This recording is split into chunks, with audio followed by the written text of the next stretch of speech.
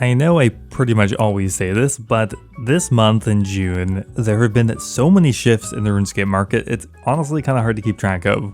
From massive sweeping changes to existing content, from the summer sweep up, to a newly released Yama, to a GE tax introduction, new items on the item sync, the Delve boss is coming out soon, huge amounts of botting. There's actually just an insane amount to have a look at this month. But let's start with what is probably one of the most talked about items this month, and that is the Osmund's Fang, or more specifically TOA rewards.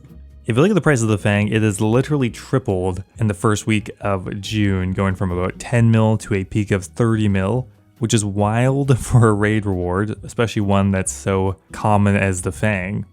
If you look at the Light Bear, very similar thing, going from 2 mil up to a peak of 6 mil before cooling off a little bit. Now this is due to probably the biggest change that is coming from the summer sweep up, and that is a massive nerf to the purple chance in TOA. This is particularly targeting high invocation runs, mostly 400s and up. And while all the uniques are going to be less common because purples are straight up going to be less common, they're specifically targeting the Fang and the Light Bear by making them less common at higher invocation, so overall there'll be much less Fangs and Light Bears coming into the game. So at this point, there's only really one question: is it too late? If they were to make this big of a nerf to the drop rate to any other item, I would be pretty confident it was going to be exploding in price permanently. But there's so many Fangs in the game, and it's 3-year-old content, it's hard to say how big of an effect this is going to have, but at least in the short term, it's pretty significant. It's affecting all the uniques as well, like the Shadow has gone up about 100 mil this month. Missouri actually continues to crash, which is interesting, still going down about 15% this month. Now another big change in the summer sweep up is actually to the Dragon Hunter wand. The Dragon Hunter wand is getting a massive buff, making it now a viable weapon against dragons. I know, crazy idea. You can see how many were traded on the announcement of the summer sweep up. Now there's been rumors that the Hoyt was going to get some changes, so that's why the wand was already trending up. And I think the only reason this item hasn't even exploded more is because alongside the buff, it's also getting a significant increase in drop rate. I think it is now twice as likely, I believe, as the current proposal. That was kind of evened out. The market's like, I don't know, it's way stronger, but way more common. I don't know what to do. But in the short term, it is definitely still up 40–50%. Now, ever since we heard of the summer sweep up back at the Winter Summit, there was mention of drop table changes. Now, the only item they mentioned at the time was blood runes, but now the full list is out, and it's actually smaller than I thought, and ended up targeting mostly fish, gems, runes, and herbs, with probably the most notable change happening to the Torsal Seed. Torsals have been on a multi-year crash ever since the introduction of TOA, and other bosses as well. It was so bad they actually tanked all the way to 5k each, which is kind of wild. This used to be the good seed, and now it's barely worth more than like a Cadentine or something. But with the summer sweep up, they are going to be reducing how many Torsals are dropped at a variety of content. The big ones being TOA and Muspa and the Wildy bosses, although other seeds are being affected as well, like the Renar seed, also going to be getting nerfed, causing it to go up about 10% this month. Also, they're introducing new sources for the Huasca seed, which is in huge demand right now. You can see how much the Huasca seed has gone up this month, going up to 120k each, as the only source for the seed is the Huacatl. Okay, sorry, the Moon chest also drops it, but nobody is doing that. Now, when you're dealing with this much market volatility in your life, it's good to start the day off right. Start your day right with today's video sponsor, Magic Spoon. Magic Spoon is your childhood reinvented. It's a high-protein cereal that actually tastes good and not like cardboard. As a high-performance professional gamer, as a normal person, I find it really hard to get all the protein that you need in a day. It's kind of crazy how much you need. Magic Spoon has really helped me, as it has 13–14 grams of protein per serving, and is actually enjoyable to eat on its own, or I've been enjoying just making this granola fruit cereal bowl that my partner and I often have. They have a ton of classic cereal flavors, as well as a bunch of different cereal bars as well, that pretty much entirely got eaten before I could even film this ad read. So I would definitely recommend checking out Magic Spoon. Use my code FLIP or click the link in my description to try Magic Spoon today, and you'll get $5 off. You can also find Magic Spoon on Amazon or at your nearest grocery store. And if you're at all worried, Magic Spoon is so confident in their product that it's backed with a 100% happiness guarantee online. So if you don't like it for any reason, they'll refund you your money. So click the link in my description or go to magicspoon.com/flip or even scan this QR code to get $5 off. Now, sticking around in Varlamore for a bit here, there's a couple of items that we have to talk about that is related to a post that was made yesterday about botting. Finally, Jagex has acknowledged the absolutely egregious and rampant botting at Mastering Mixology and a few other places as well. Like, look at this volume graph, is absolutely absurd. This is Eldarium, which is the secondary ingredient you get from participating in Mastering Mixology. Back in March, we're looking at 32,000, 20,000, 15,000, 20 to 40,000 traded per day. June, literally 10 times that. Insanity. The botting problem here is just absurd. And that's caused Eldarium to crash from 80k down to a low of like 30,000. Now, because they acknowledge the botting problem and they're going to hopefully remove them, they have started to bounce back a little bit. Same thing for all the potions that Eldarium is a part of. Prayer regens are down a ton. Gaudium potions are also down about half. Look at how many Gaudium potions are traded the last couple of months. Going from 10,000 a day to 170,000. Okay, the Gaudium potion, there is actually another reason. It's a good death coffer item. So I think that's probably causing some of the volume, but the price didn't bounce back, which is interesting.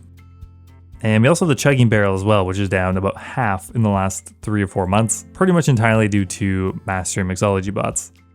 Now, the other place Mod Goblin mentions in this post is actually the Moon's Apparel, which I hadn't checked out in a while.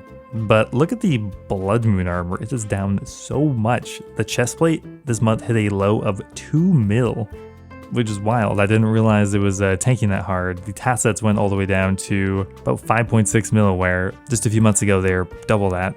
So it does seem like Moon's Apparel bots are also kind of out of control. Now, whether they will deal with them or just say they've acknowledged them, I guess we'll have to wait and see.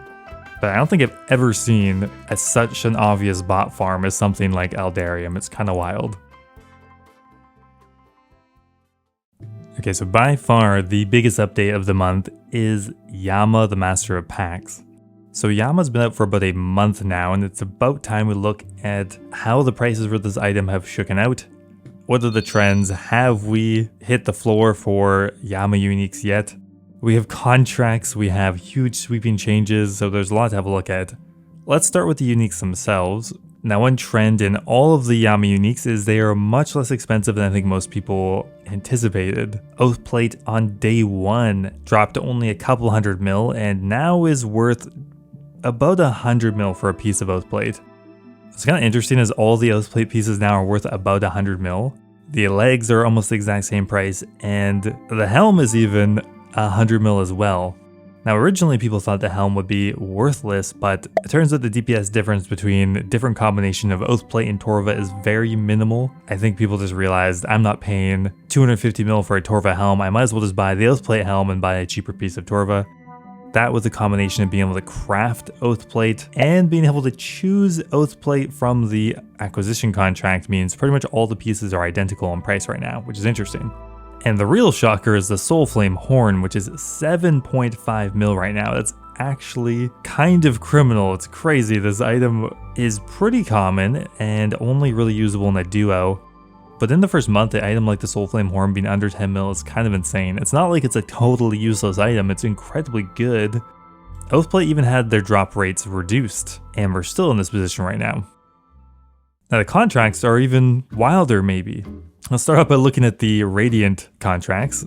All of them were severely undervolumed to begin with. Like, it's kind of wild how big of a change Jagex made. I don't know what they were thinking, but look at the volume before they made the changes. It's like, oh, a couple hundred a day, and then boom, 10,000 a day. So what they ended up doing is, from Yama itself, the contracts became more common, and they dropped in pairs of 3, so they literally just tripled them. Plus, the demons and the chasm started dropping them at like triple the rate as well, causing a huge influx in contracts and a big surplus of them as well. So Divine Severance, for example, was 6 mil before the changes, and now 80k. Pretty much the same for all of them. Forfeit Breath was 6 mil before, now it's 80k. Glyphic Continuation was 5 mil before, now it's 80k. Bloody Blows was 4 mil, now it's 130k. The only one that's held any kind of value is Sensory Clouding, which still today is worth 600k, which is something. This is mostly because I think it is the most difficult contract now. And to acquire them en masse, you do need magic, which does have an investment cost to it. But the contracts are incredibly common now. Now the acquisition contracts are really interesting. Now the way these work is you get a guaranteed drop when you complete them. So the Oathplate acquisition contract was the most debatable one. Guaranteed piece of Oathplate if you complete it. Now for the first couple of weeks, nobody was able to complete them, or at least consistently. But now that No Monkey and other people have found effective ways to farm them at a close to 100% success rate, obviously nothing is ever 100% in this world, the Oathplate acquisition contracts are currently worth about 80 mil. And the actual piece you get is worth 100 mil. So you have a 20 mil profit by completing them, but if you fail, you lose 80 mils. I think they're now priced pretty fairly. Very similar thing happened with the shard acquisition contracts. At first, nobody was able to do them, so there was a huge surplus of them. But eventually, Jagex made a change to make them easier. Thus, a lot more people started to be able to complete them, and their price is now reflected about, 10-20% cheaper than the guaranteed item you get from it. So factoring in for failures. So that's for the new items. Now the items that were also affected from Yama, there's a ton. Soul Runes is a huge one. Look at Soul Runes. Soul Runes are 400 GP each now. Before Yama, they were under 200. I wish I bought Soul Runes, that's all I can say. This is due to a combination of people using the Shadow, but mostly from people using Dark Demon Bane. Dark Demon Bane is pretty much required for most Yama setups, because it's the best way to kill the Void Flares, and you can use it directly against Yama as well. So Soul Runes are in massive demand. Other mage gear is also skyrocketed as well. The Accursed Scepter, tripling in price when Yama came out. The Tormented Synapse is probably the biggest story of the last couple months. Synapses peaked at nearly 100 mil at the apex of the Yama's popularity. You can't really see it here, but it's actually really funny looking at the price graphs because they show just such a chaotic story. As soon as Yama came out, people tried to melee them. It didn't work very well, so they switched to magic. They're like, oh fuck, magic is really good. But then people figured out actually melee is stronger with the Emberlight. And then people thought mega rares were good. And then the monofly methods started coming out and it shot back up. It's like, ah. Another actually huge price increase we didn't talk about is on the Chasm teleport scroll. On release, these things teleported you just to the top of the Chasm of Fire, which wasn't significantly closer than the Fairy Ring. So nobody was really using them, but then they hotfixed them to teleport you right to the Yama entrance, and now they are 100k each for the teleports. You can only get these from Yama, so they're actually quite valuable right now. And a couple other random items affected by Yama is Colosseum drops, which is interesting. One of the contracts required to get Radiant Oathplate actually requires you to have a high prayer bonus, so items like Echo Boots and Sunfire shot up a lot due to Yama, going from 10 mil for the entire Sunfire set up to a peak of 25 mil at the beginning of June, which is kind of wild. Echo Boots, very similar increase, doubling in price in June. Now, unfortunately, that cannot be said for Sunfire Splinters, which continue to tank at an alarming rate. Sunfire Splinters are under 300 GP right now, which I have to assume is a combination of heavy bodying, but also maybe a lack of demand. A while ago they changed it so your quiver will slowly corrupt over time. You have to do it all in one go. So I think the demand for Sunfire Splinters is just lessening as well. We'll see. We don't see a massive increase in supply from like a huge bot farm, but this actually cuts into the profitability of the Colosseum quite a bit, because a lot of the profit comes from the guaranteed Sunfire Splinters from the quiver. So we'll see how this affects the Colosseum in the long term. And finally, we have the Grand Exchange tax, and most importantly, the change to the item sync. Now, a couple weeks ago, Jagex increased the Grand Exchange tax to 2%, doubling it. And with that money, they're going to be sinking the gold, but they also buy items from the Grand Exchange to remove from the economy. Now, they made some modifications to the item sync list, removing some items, adding some items, but mostly changing the weighting of how heavily items are being removed. So items like the Dex are getting their weighting increased, and we can see already since the Grand Exchange tax, the Dex has gone up about 50% in value. We have the Dragon Pickaxe, which once again had its weighting increased as well, going from 500k each, doubling to a mil. just due to the speculation of the item sync changing. We have the Lance that was also specifically mentioned that has bumped the Dragon Hunter Lance from 50 mil up to 70 mil just in a couple of weeks. And we also have Burning Claws, which are fully added to the item sync list, which actually hasn't gone up very much at all. They are continuing to tank, mostly because I think people are just turbo farming these around Yama to get Synapse drops, and Burning Claws are just the accidental drop people are getting. So there's going to be so much to monitor going forward, but that is all the interesting things in the economy this month. I hope you enjoyed the video. Let me know if you missed an item or something I should maybe cover next time down below in the comments. Thanks for watching as always, guys, and I will see you next time.